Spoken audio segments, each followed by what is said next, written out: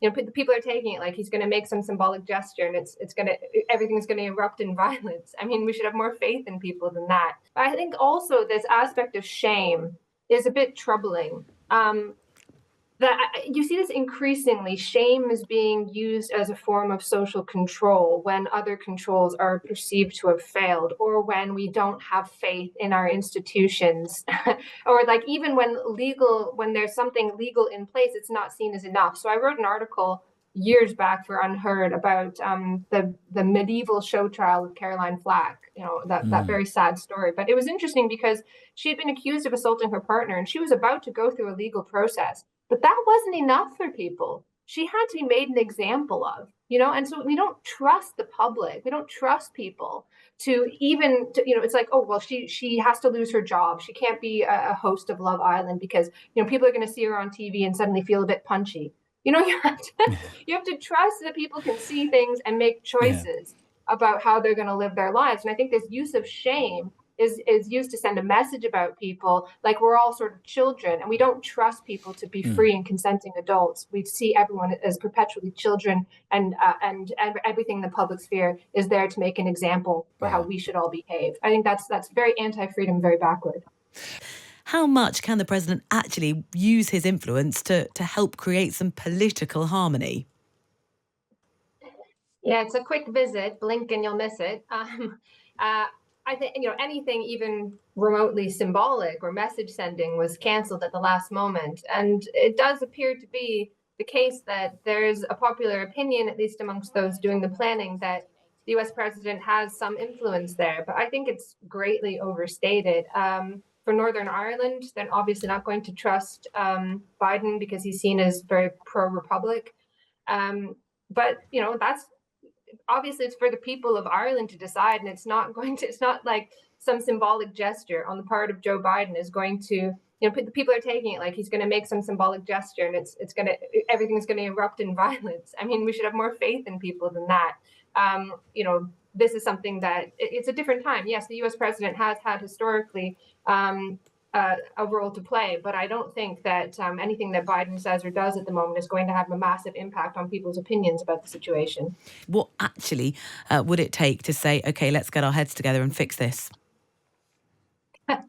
Oh gosh, I'm not entirely sure. I suppose it's going to have to be a serious democratic debate that we can't really shy away from, and I think that's part of the issue. That anytime there's any debate about this, it erupts in all this fear, but it can't be avoided, and people have got to hash it out for themselves. Sort of local government, we're most likely to come up against when our bin isn't collected when we want, when there is litter on the street, when there's something happening in our local community. So it's quite surprising that people still put so much trust in what they can see affecting them locally, even when it sort of goes bad, as it has been in many local areas recently because of funding pressures, and yet have this huge level of distrust, it seems, in national government.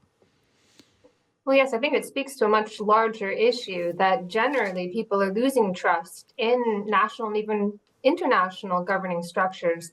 They're increasingly seen as ruled by aloof elites. And you have to think, too, it goes the other way also. Those in power have dwindling trust in everyday people. And people sense this. They know this. They know that how they're viewed by, those in government, that they're not viewed as capable of making their own choices, of governing themselves. So I think in one sense, you could view this as a kind of return of NIMBYism or something.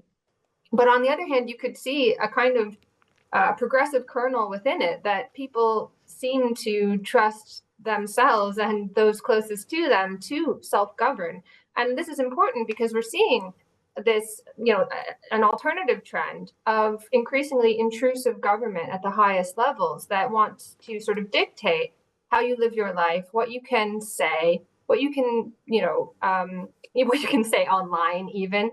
And you see things like an increasingly intrusive, unelected EU bureaucracy looking for ever expanding powers and wanting to take away democratic control from those local structures. And I think this is kind of it gives us a sense that people are aware of this and they actually don't agree. They don't agree that they lack the power to decide for themselves how they will live their lives. So I think there is a progressive kernel within this.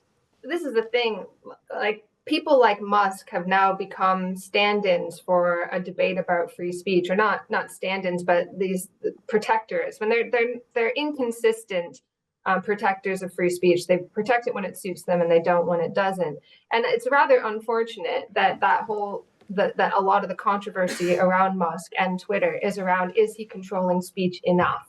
Yeah. There's this huge vacuum that exists for anybody who has a real and principled defense of free speech. So people will flock toward Musk and put their faith in him because they see him as at least someone who's trying to take a stand, but he's not really. And I think that's rather unfortunate that was like one of the big questions: are you controlling speech enough? And you have to think too, what's being called hate speech is incredibly nebulous and impossible to pin down, and impossible a lot of to disagreement. and impossible to pin down, even in the, I read here, 1,436 minutes of that interview. So spontaneous and freewheeling was it?